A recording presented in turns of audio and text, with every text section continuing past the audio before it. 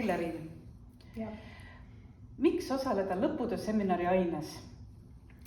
Lõputöö seminar mu enda kogemuse järgi annab sellise hea ülevaate lõputöö kirjutamise protsessist, vajalikest tähtaegadest ja vajadusel annab nõu selliste üldkorralduslike küsimustega, samamoodi sellised kirjutamise protsessi küsimused saavad seal aines vastuse.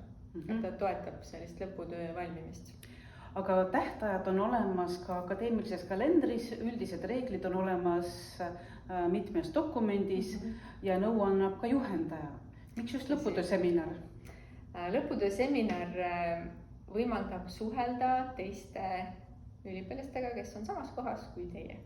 Aga kui nad on sama rumalad kui mina, miks ma siis peaksin seal osalema, mis neil mulle anda on? Ütleme siis nii, et need nõrgad kohad on erinevates kohtades tavalistel inimestel. Et kui terve, ütleme, 10 inimest tegeleb lõputööga korraga, siis sealt need küsimused ja selline teadmiste nagu komplekt täiendab kindlasti seda, mis endal on olemas. No, me tegelikult Pilleriiniga kahekesi oleme seda ainet õpetanud ja me küsisime ka tudengitelt, et mis on nende hinnangul see kasu olnud lõputöö seminaril osalemisel ja enam-vähem neid asju ongi öeldud, et see aitab kuidagi protsessis pidevalt olla ja edasi liikuda.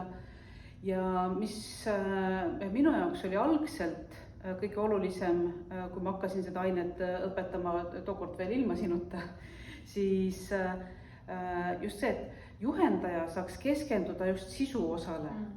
Et juhendaja on sisu mõttes teie jaoks kõige olulisem, kellega rääkida, aga et teda natukene vabastada nendest asjadest, mis on kõigil ühised. Ehk siis, kui kõigil on mure, kuidas see kõige parem sõnastus on mingisuguses tööetapis, kuidas sõnastada eesmärki või veel midagi, või kuidas teha ülesehitust niimoodi, et oleks loogiline, et sellistest üldisematest asjadest me saamegi rääkida selles aines, et siis juhendajal on rohkem aega sisuga tegelemiseks.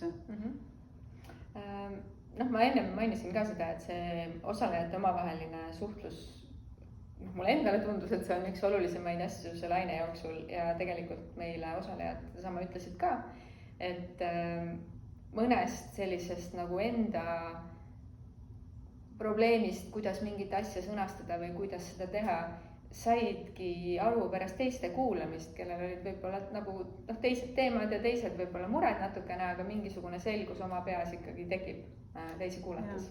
Täitsa nõus, et üks asi on see, et teisi kuulates sa märkad nende vigu ja siis saad aru, et ups, aga mul on endal sama viga, et mõnikord piisab sellestki. Ja teine asi on ka see, et kui sa teistele räägid, ja siis sa näed, et et nad saavad aru, millest ma räägin, siis on see väga hea märk, et järelikult ma olen suutnud selgelt sõnastada. Ja ka vastupidi, et kui sa räägid ja sa saad aru, et mitte keegi ei saa mitte midagi aru, siis ei ole siin muud põhjust, vaid see, et ongi segaselt sõnastatud.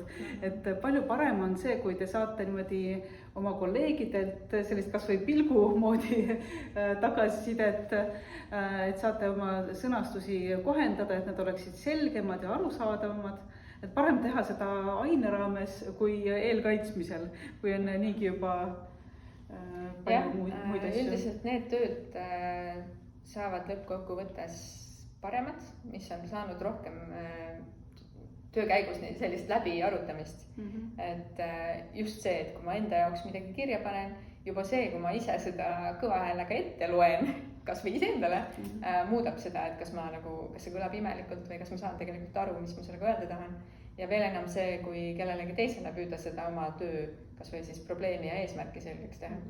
Ja kui sa oled pidanud rääkima oma tööst erinevatel kirjutamise etappidel nii palju, ehk siis terve õppeaasta jooksul sisuliselt, siis eelkaitsmisel ja kaitsmisel on seda enesekindlust niivõrd palju rohkem, et sul ei ole seda närvi enam, sest sa oled enam-vähem kõiki küsimusi juba varem kuulnud, sest kõik need küsimused on üsna loogilised, mis seal tekivad, on ju. Mis meil veel üliõpilased ütlesid, et miks osaleda lõputöö seminari aines? Nii, sellest me rääkisime, et on suhtlemine, et on ülevaade tähtaegadest, et on selline nii-öelda väline kubjas et keegi, kes, muidugi need tähtajad on kuskil üleval, aga tähtajad on üleval niiviisi, et esitamine eelkaitsmiseks. Aga kuidas protsess, tegelikult see töö ei valmi ju niiviisi ühe jupina eelkaitsmiseks, vaid seal ongi ju erinevad jupid, mis tuleb erinevateks tähtaegadeks endale valmis teha, et see toetab seda. Just, et töö tegelikult ei tööd ei kirjutata ju niimoodi lihtsalt, et alustan algusest ja lõpetan lõpus, vaid et kuidas see tööprotsess tegelikult ja reaalselt välja näeb ja me selles aines vahetähtaegadega seda ka toetame. Ja kindlasti on oluline ka mainida, et me teeme igasuguseid harjutusi, mis seda kirjutamist toetavad, aga kogu töö käib ikkagi ainult enda lõputööga.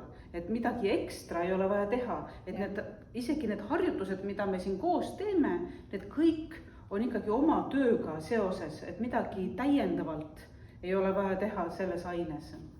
Jah, see aine toetabki teie enda lõputöö valmimist. Nii et kuigi see ei ole kaubanduslik teadaanne, siis tulge lõputöö seminarile.